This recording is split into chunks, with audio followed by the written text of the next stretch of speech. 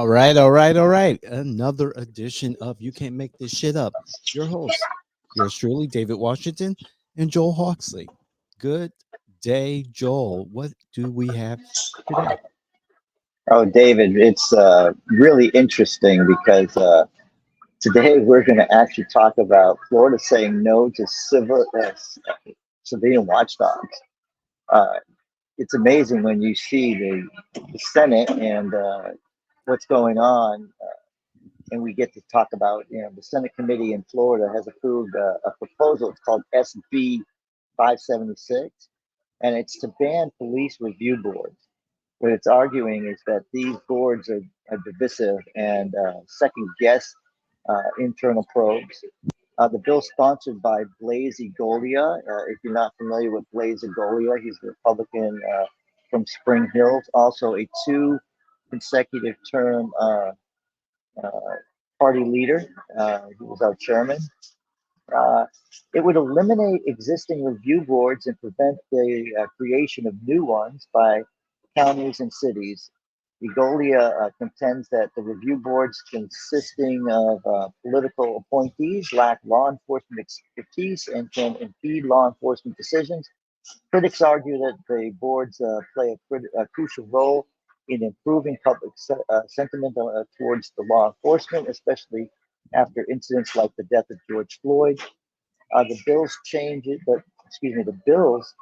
changes would allow citizen boards to discuss policies and procedures, but not investigate specific incidences of alleged wrongdoing.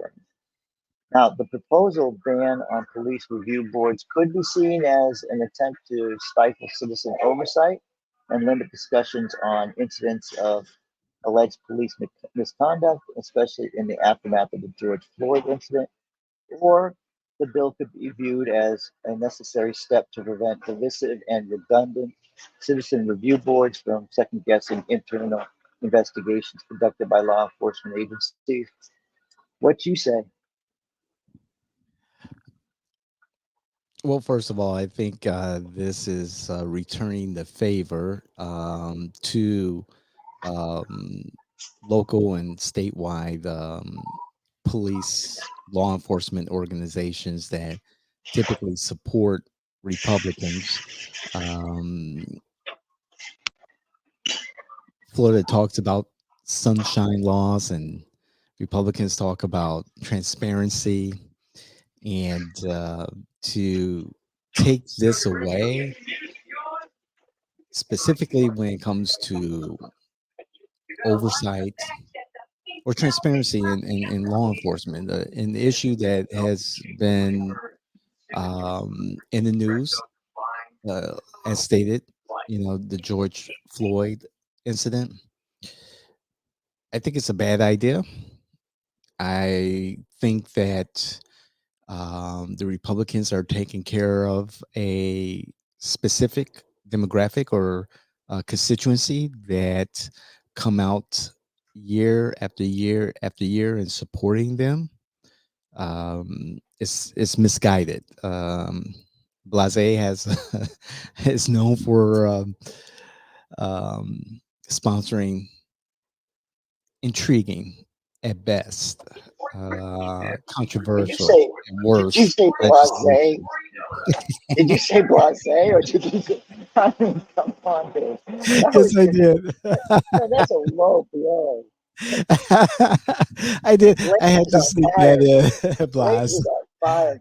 Kid, The good. I'm gonna I'm I'm gonna sorry. interrupt you on this. I'm gonna Right. interrupt you on this one because I think you're telling me that you really support the fact that unelected, unknowledgeable individuals in the system are going to investigate a system they have no clue of and they're already against. That's just like saying, okay, when you guys were complaining about Donald Trump putting people that in the energy department that wanted to shut it down. I mean, come on, this is similar in nature.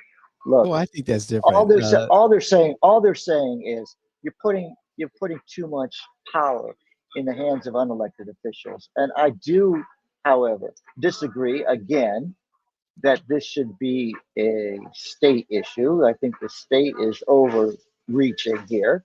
There, I'll give you, that portion, but I agree in the fact that this raw irresponsibility, and I do believe that police, they need to have people that know the system, know what's going on, to actually have oversight. It's a matter of the power differential. I'm not saying don't have them. Hmm. I'm not saying don't have them at all, but I'm saying they you can't have the authority that's been given to them without the knowledge and without the respect for the system itself. Okay, so the good representative from Spring Hill, Blas Ingo Ilya. He has Yeah, such we're a gonna have difficult we're name. gonna we're gonna have Blaze Egolia on our show just because you're not gonna call him Blase anymore. No, I'll reach out. Blaze Listen, I'll Egolia, listen. Blaze Representative Blaze is a Blaze Egolia. Blaze is a great guy. Yes, He really yes. is. Um, with all respect to, um, You got me. You got a tear in my eye from laughing so hard. every every time I see that name, and then the last session, the bull crap that he presented. But however, Wait a minute. He went Representative after the Egolia Democratic has some Party. balls. He does have some balls, legislative balls. I know this is off topic, but he does have some balls to present the legislation to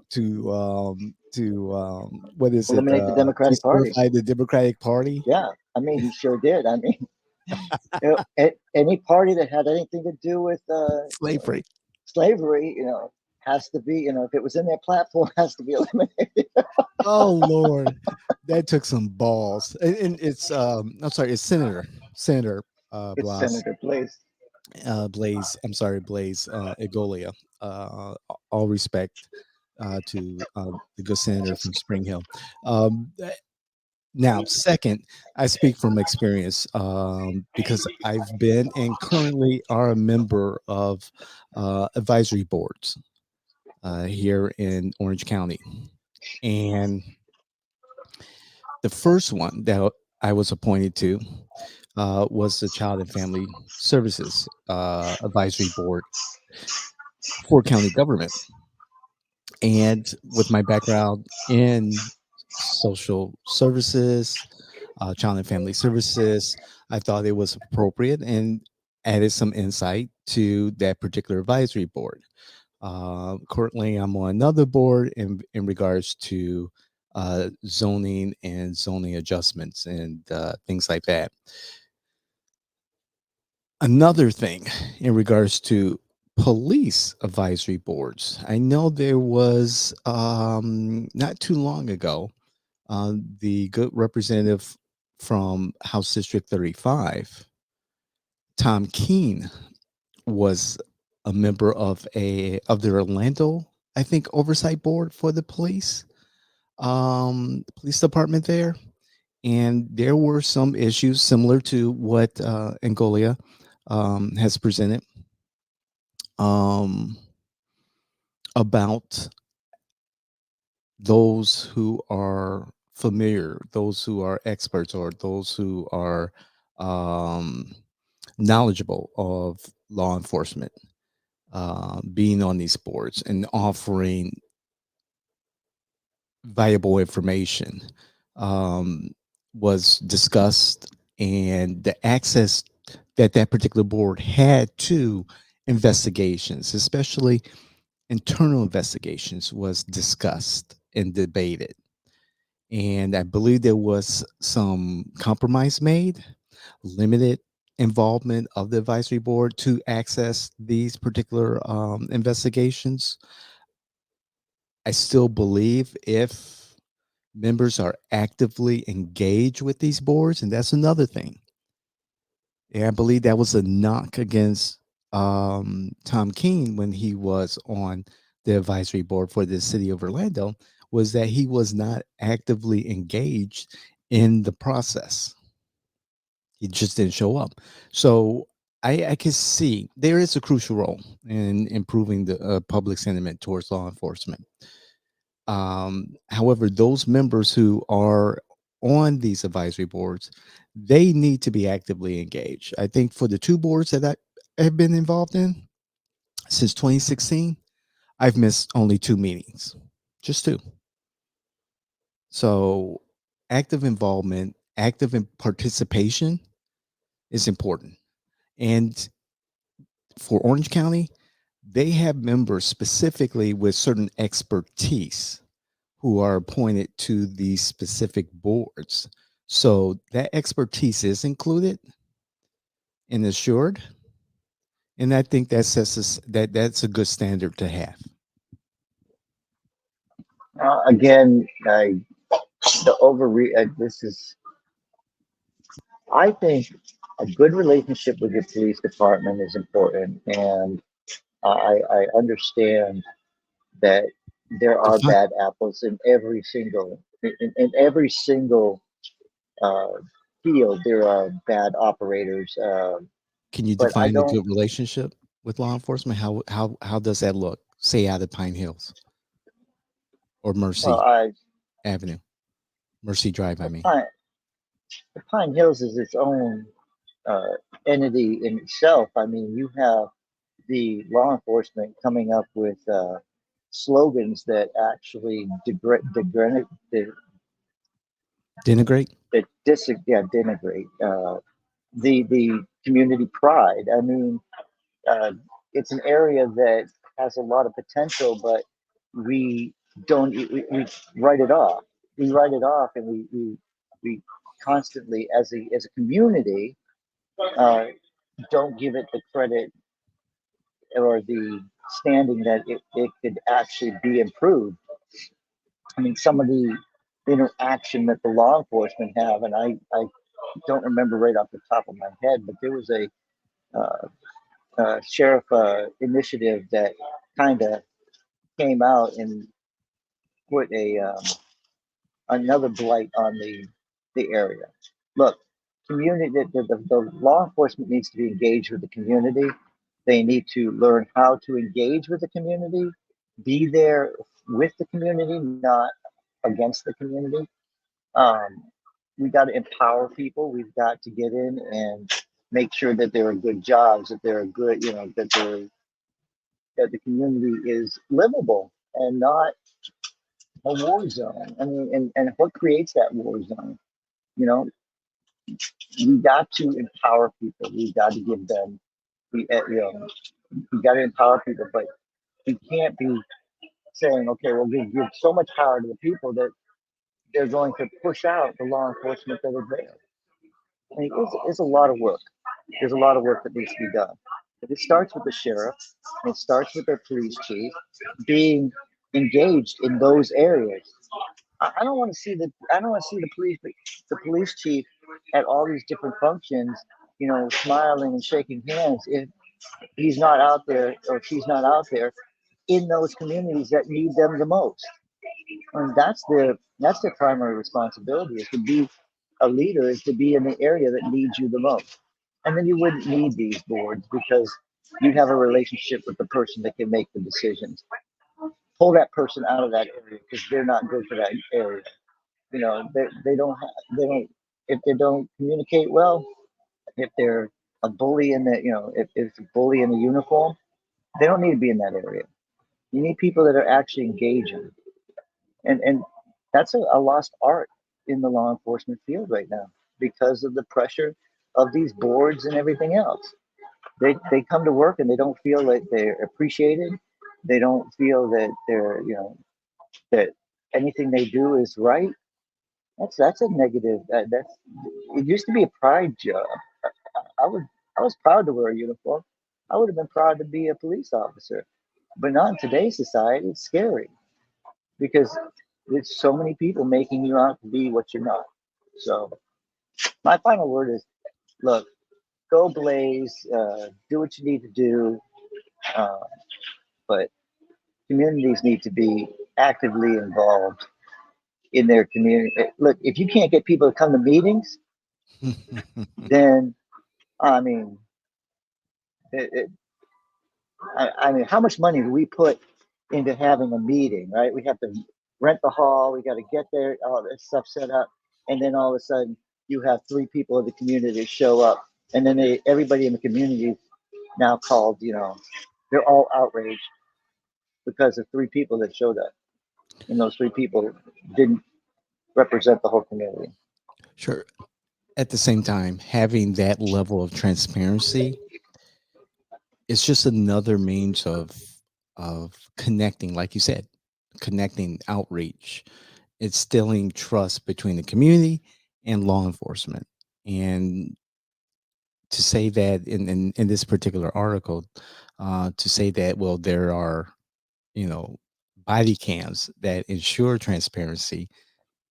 Body cams are not necessarily the end all to telling the full story of the investigation. Um, yes, law enforcement has been battered, and yes, there are some bad apples in the bunch.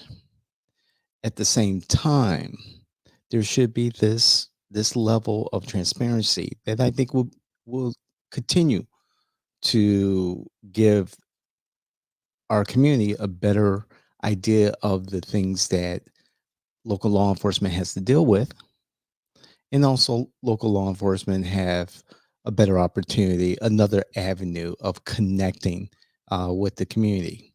There's when you have law-abiding citizens on these review boards, advisory boards, where's the threat? Where's the threat? They're not. They don't have their own investigation. They're not. They just want to be a part of the process of transparency, and relying on just body cam footage is not necessarily the end all to an investigation. What if the body cam footage is lost or manipulated in some way, which does happen? So, They're using the same tools that are available, and I just don't believe if you don't have if you don't understand the system, how can you review the system? mhm. And that's the thing. I mean, I don't have a problem with a review board. I have a problem with a review board that has any authority whatsoever, other than to be a catalyst of communication. That's all it should be. Um, for me, finally, I just want to say that I'm in opposition to this Senate bill. Citizen boards should be able to be involved to look at individual investigations of alleged wrongdoing. It's not their job to investigate. It's not their job to give judgment or anything like that. However, they should have the opportunity to review these investigations for transparency and reporting to the community if there are any trends that they're seeing, if there are recommendations that can be made. And at the same time, we both agree there should be active participation of the members of these advisory boards, of these citizen boards, to make this effective. I would say that my final word is I'm against the legislation. I'm against the legislation and the fact that this is the state interfering with local communities. This is understand that the sheriff's department. I mean, these counties. I don't know of any law enforcement that actually the state has any control over other than the highway patrol. So the state police. So state police advisory boards are the only thing I would think that the state would have any authority over. Again, overreach by the government. Blaze, I like you. Blaze, I think this is again overreach. Let these cities and these counties run their law enforcement the way they see fit. And if there's a problem, the citizens will stand up and vote them out. That's my final word, David. So again, it's about liking, sharing, and leaving your feelings at home and just bringing facts. Tell us what you think. Senator Angolia, thank you again for the content that we can speak on. Much respect to you and your colleagues in the Senate. Hopefully, again, from my point of view, this Senate bill doesn't go anywhere. Again, as Joel stated, please share with us your thoughts, your comments. We really would like to engage you in our community. We are your political innovators, and this is the Jay and Washington Network. We'll see you the next time.